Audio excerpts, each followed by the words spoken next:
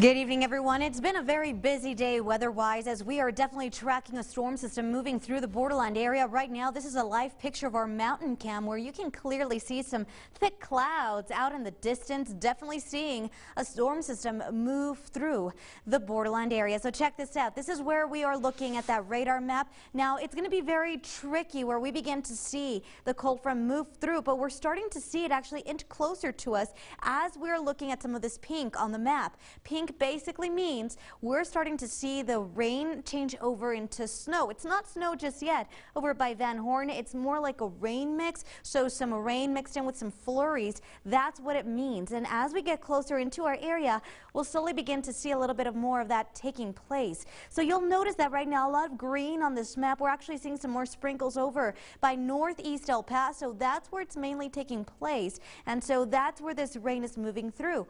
Once the cold air begins to filter in, it's going to give us the opportunity to see some snow potentially in our area. So this is what it looks like up in the mountain areas. We're already seeing some of that snow coming down in Ruidoso, Cloudcroft, and this is going to continue to move in that easterly direction, but the cold front will slowly push west. That's what we're looking at this point. And as for our winds, it's going to be very important for us to look out for the winds because that's really going to be determining exactly how cold we expect to be the entire day. So 17-mile-per-hour winds. That's where we're at right now at the airport. 13 miles in Las Cruces, 44 at the pass. These are sustained wind speeds. As for our gusts, well, we are looking at 28 miles per hour for El Paso.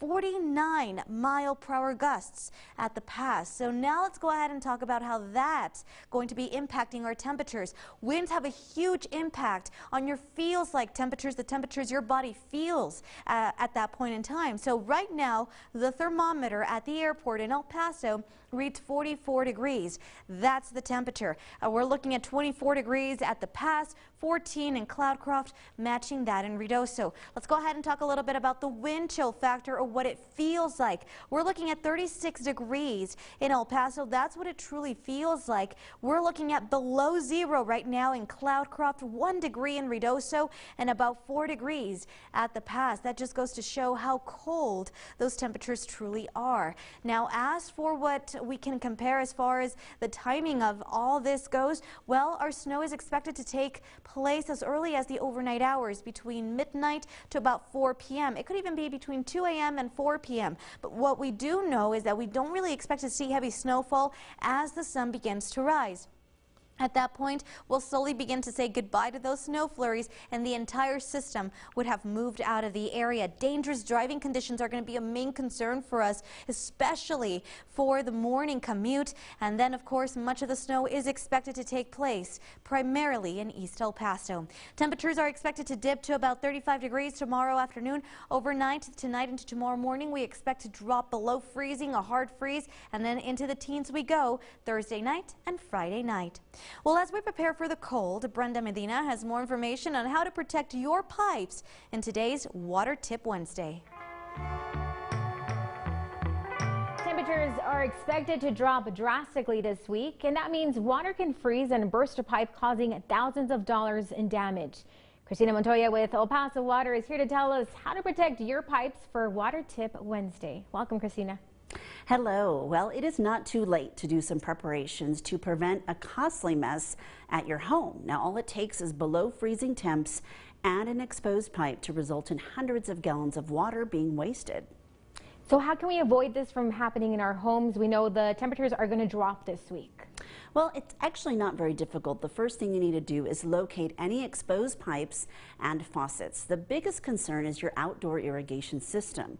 Make sure you drain and turn off all of those irrigation lines, and purchase some insulation from a home improvement store. Cut it to fit and completely cover the pipe. Disconnect your hoses and cover hose bibs and outdoor faucets with protectors as well. Now, if you can't get to a hardware store before the freezing temps set in, you can wrap a towel over the pipe and secure it with duct tape. And if all else fails, you can allow a very slow drip to keep the water moving. Now, hopefully this does not happen, but if you do have a pipe that burst, what should you do? Well, it's important that people think about that. You need to know where your water meter is if you do have a pipe that breaks, and you need to know how to turn it off to avoid water waste. It's usually in the front of your home underneath a large round metal plate.